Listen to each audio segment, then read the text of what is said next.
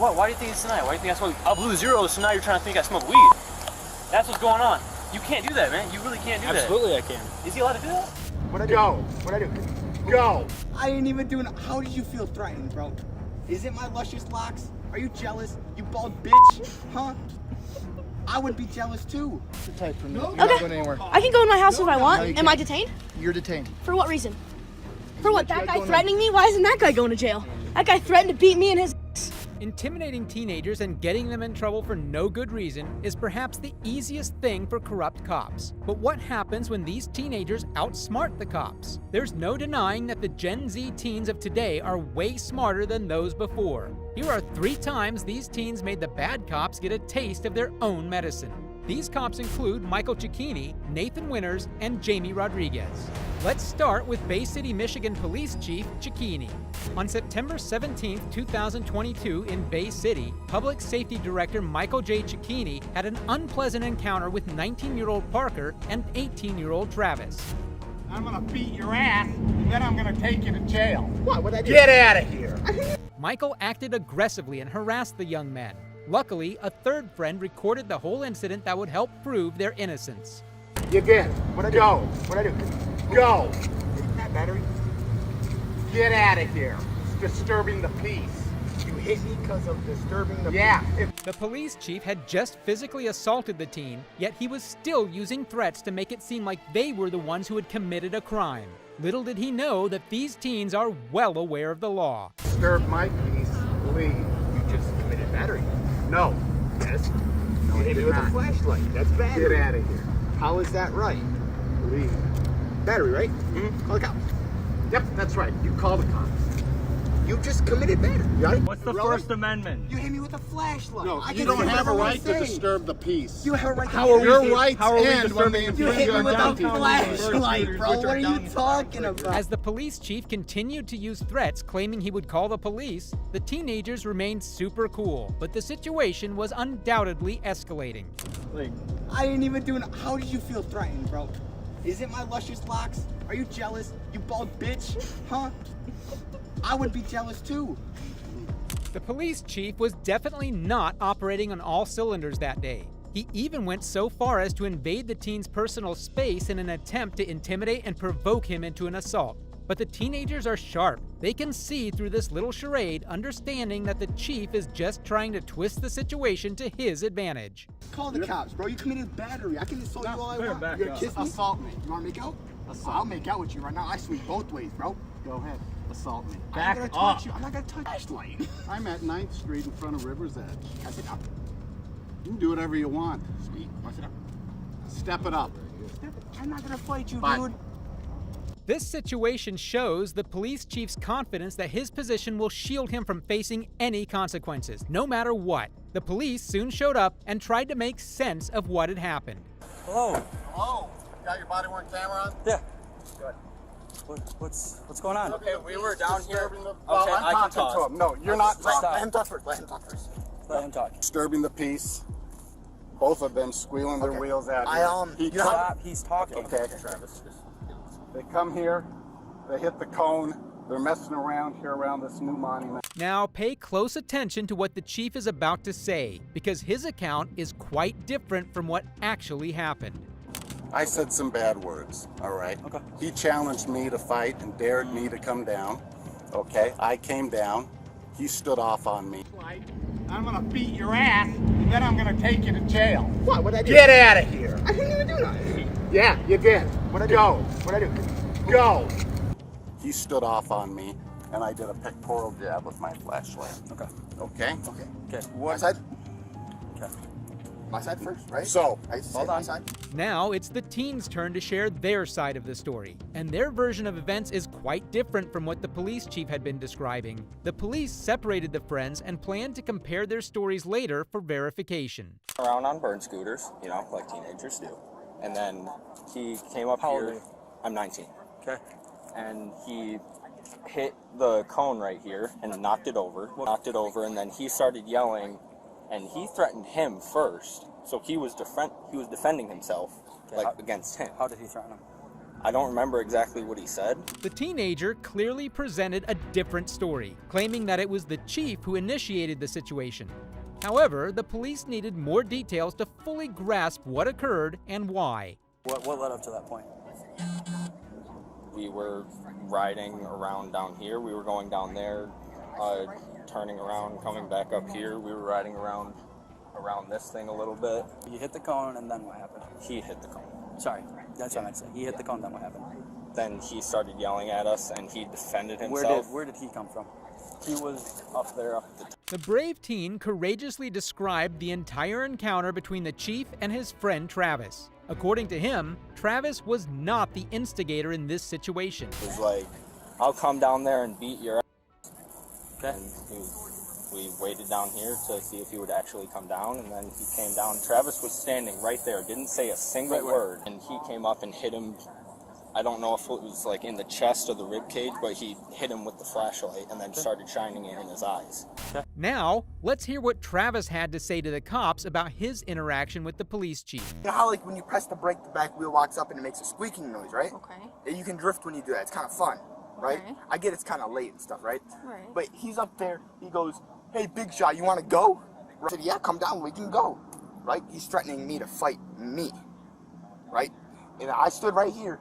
I said, "What's up?" He walks up to me and like, "I'm not gonna hit you, I promise." He goes like that and jabs me like right here in the ribs with the flashlight. Travis continued by describing how the police chief, after the assault, claimed that he was the one feeling threatened and showed the teens his police badge. Threatened? My hands were at my sides? I don't know. I didn't swing at him. I didn't pick up. What did you do when he walked down? I just stood there. I said, "What's up?" Like, I didn't know who he was. He was out his badge. I seen he was a cop. I'm not gonna swing on a cop, you know? I have more respect than that. Like, he was like threatening me to swing on him. He wanted me to swing on him, Why? right? How? Like, he would get out. He was like, "I'm not close to you, but like, No, say this is my face. This was his face." He was like threatening, like, "Swing on me, bro. Swing on me. Swing on me." The police have heard both the teens' accounts of what has happened, and now it's the cops' turn to answer some questions. Long hair intentionally drives his scooter into the barricade, and I go, "Hey, cut it out. Cut your shit." So you're up in your apartment? I'm up in my part. Exchanged some words that were not polite words. And I go, "Oh, you need to go." "No, I'm not going to go." "Well, I'm coming down there." "Then we'll come on down there." The police chief shared that he was in his apartment, being disturbed by the noise the teens were making, and asked them to cut it down. However, things started getting heated, and he went down to deal with the situation. In the door, tell him to leave, get out of here. When you were upstairs, did he tell you that he was going to kick your ass? Something to that, yeah, he said that, yeah. The police chief made false accusations against the teens, but it won't be long before his own statements come back to haunt him. I'm uncomfortable, and partly I put myself into that situation. I felt that he was hostile towards me, so I did.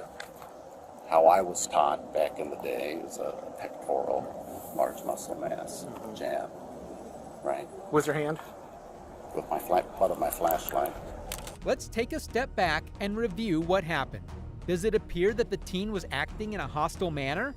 What? What'd I do? Get out of here! I didn't even do nothing. Yeah, you did. What'd I do? Go. What'd I do? Go! Nope, not really, Chief. If the girl hadn't recorded the entire incident, the teens might have faced serious trouble. Kudos to her for being smart, and to the teens for standing their ground. This corrupt cop soon faced the consequences of his actions. After a formal complaint and a thorough investigation, Cecchini announced his retirement and later faced charges for assault and battery. But the savage teen saga doesn't end here, because this teen made sure to let the bad cop know that he had chosen the wrong kid to mess with. On the weekend of August 28th last year, Tyven Galanakis was approximately an hour north in his hometown of Newton, Iowa. At around 11:30 p.m., he noticed one of his headlights was out, and since it was raining and the weather was cloudy and dark, he decided to use his high beams. However, within the city limits, Newton police officer Nathan Winters pulled him over.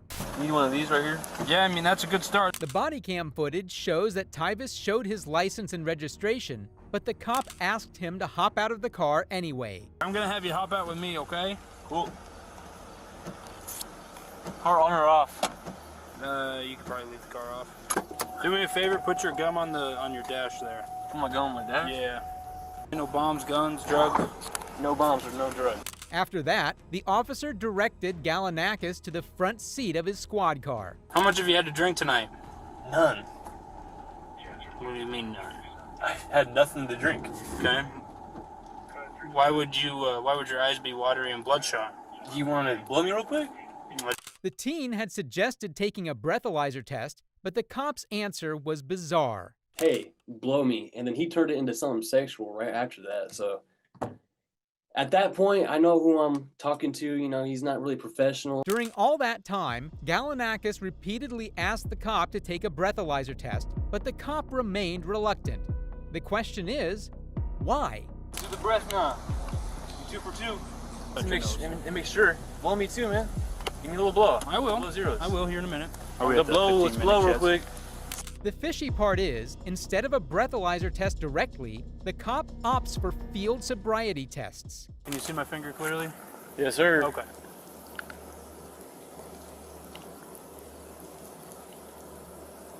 want you to put your left foot on the line. Okay. Take your right foot, put it in front of your left foot, with the heel of your right foot touching the toe of your left foot, just like this. I guess, so how do I turn? Take a series of small steps. Stops walking 13 steps. How many steps did I say to take? Like 8 or 9? I said 9. Why'd you take 14 and then 15? I thought you were going to tell me when to turn. I said to count your steps out loud. Despite making the young teen endure the cold weather and attempting to intimidate him, the cop accused him of not following instructions because of a few extra steps. It appears that the teen was simply nervous and confused, but aside from that, he performed the walking test just fine. However, the cop was determined to keep the situation tense and continued to harass him. Why are you shaking so much? It's freezing, man. Look at you, you got all these clothes on, and I got shorts on and it's raining. And you false accusing me, so of course I'm gonna be a little nervous. Following this, Galanakis was asked to perform multiple other field sobriety tests, and he fully cooperated with the cop. But Officer Winters wasn't having it. After telling Galanakis that he was likely impaired and displaying strong signs of impairment, the officer finally administered a breathalyzer test. All right, what I want you to do is make a tight seal around this and blow outwards like you're blowing up a balloon, okay? Cool. All right. You ready? Yep. Okay, you can relax. The device clearly showed zeros, which indicates that there was no alcohol detected in his breath. However, the cop, instead of revealing the result, asked this instead. When's the last time you smoked weed?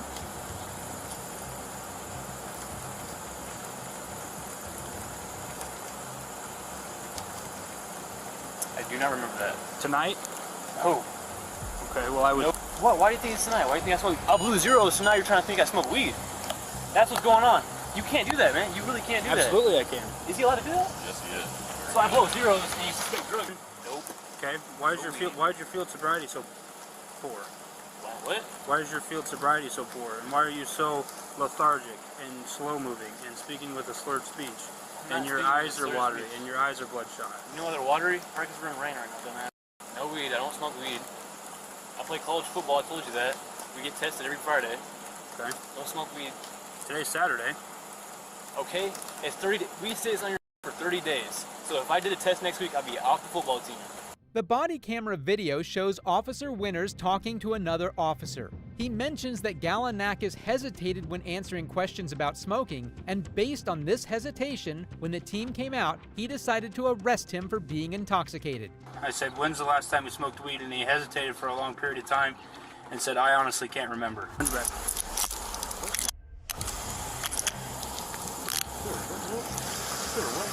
Right now you're being placed under arrest for operating while intoxicated, okay? I'm not intoxicated. Sir, I'm not intoxicated. I blew zero. The teen was clearly shocked. This decision was clearly based on the officer's biased judgment rather than clear evidence from the tests performed. But he soon learned the hard way that messing with teenagers and framing them for things they didn't do is not the right thing. Do anything wrong, dude. He made me blow at blue zeros, and now he's accusing me of drugs. Galanakis was taken to the Newton Police Department, where a drug recognition expert later confirmed that Galanakis was not intoxicated. After his arrest, Galanakis requested the body camera video, which he edited and posted on social media. The video garnered more than 1 million views on YouTube and Facebook, with people from the town sharing similar experiences with the same police department. Due to the support he received online, Galanakis decided to pursue legal action. He filed a lawsuit in the U.S. District Court for the Southern District of Iowa against the city of Newton and its police department, alleging that his civil rights were violated and the department was guilty of false arrest. Just like Galanakis, another brave teen genius stood up against the corrupt cops and showed them that kids cannot be intimidated easily. Before we continue, don't forget to hit the subscribe button to stay updated on more intriguing cases and important awareness topics. On September 29, 2019, the police received a report about a dispute involving a man named Michael Franchek and his neighbor. The disagreement revolved around Michael's 15-year-old son, Jack, who was riding a motorbike in the neighborhood. The police quickly responded and questioned the neighbor, who claimed that Michael was carrying a weapon. When they arrived at the front door of the Franchek family's house, this is what happened. Can I help you? Hello, are you, Michael? Hi, can I help you with something? Yeah, we're here about a... And your name? Officer Rodriguez. First name? Jim. Jim, how are you, Jim? And your name? Please? So, Sorry? Badge number?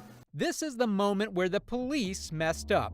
After this incident, Michael began to resist the officers who were attempting to forcibly remove him from his house. They used a taser on him before eventually handcuffing and arresting him. From this point onward, everything was courageously recorded by Michael's son, Jack. This is unbelievable. No, I know. This is They unbelievable. walked in the house without a search warrant. This is unbelievable. Okay. It's all on film. Get my camera. It's on my phone too. It's now. on my phone.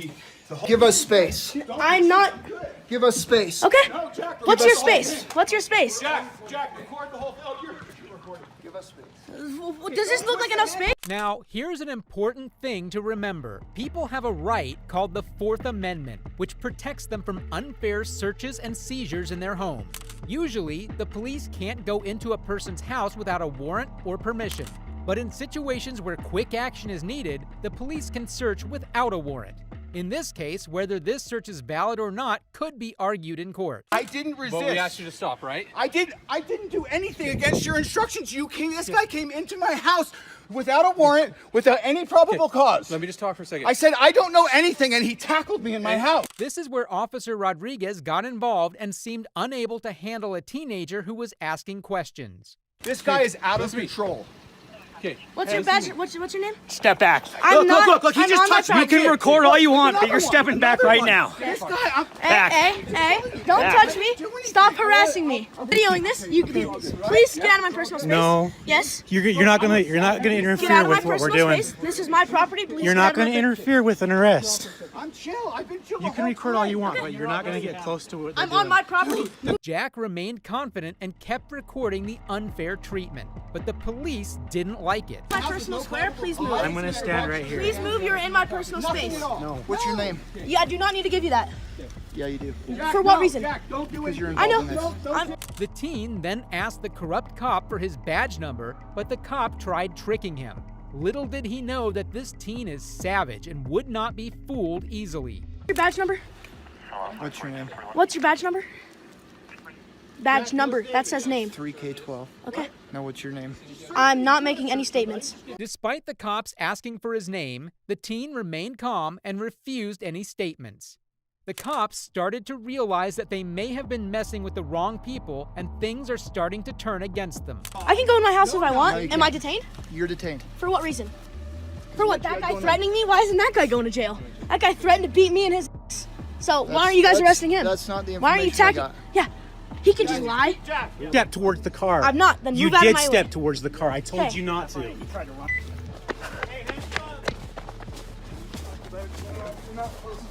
You can't. Hey! The video reveals the police heading towards the home with Jack following them.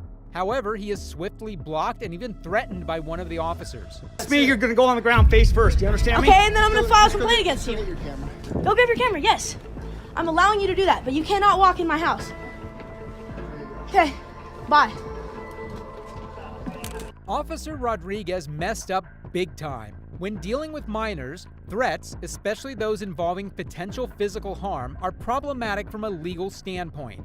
If Jack felt threatened, the officer could potentially face legal consequences. In the United States, citizens have a right to record police officers performing their official duties in public spaces as long as the recording does not interfere with the officer's duties or endanger anyone. After all this fiasco, finally, the police questioned Jack about the misunderstanding and the alleged motor vehicle that led to all this chaos. Up and down the street on the motorcycle? I was on my gas bicycle. Okay, that's a gas-powered vehicle. You have to have a driver's license. No, you don't. Yes, you do. Not when it's 50cc and you have a permit for it. Ask a question and figure out what's going on, because what we got told is a gun was involved in this incident. So we're going to take this a little more serious. No gun was involved, not at all. I don't know why you have to. We don't know that when we don't know that. That's what I'm saying. One of the officers attempted to de-escalate the situation, but Officer Rodriguez still appeared somewhat agitated. He has to stop. That's a lawful command by an officer. We can get physical.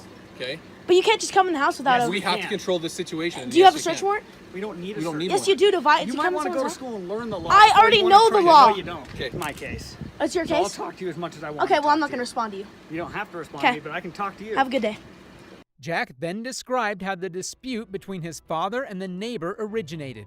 To sum it up, it began when Jack was riding his bike, which annoyed the neighbor. The neighbor then made threats, making Jack's father intervene and warn the neighbor not to get too close. There was no weapon involved in the situation. Jack also stated his intention to file a complaint against Officer Rodriguez. What? You can go in the house, you can do whatever, but we're done with you guys. You guys aren't being cooperative, we'll leave it at that. Michael Franchek later filed a federal lawsuit against Park City in the autumn, claiming that both his and his son's civil rights were infringed upon during the incident. Officer Rodriguez was determined to have committed 5 acts of procedural misconduct following a thorough investigation. Furthermore, 3 Park City police officers were found to have a combined total of 9 violations by internal affairs. Lastly, Sergeant Cameron Thor was dismissed from service. These teens clearly handled the situation with remarkable poise and a clear understanding of their rights. It's impressive how they remained confident and steadfast. What are your thoughts on these cases? Share them in the comments, and I'll see you in the next video.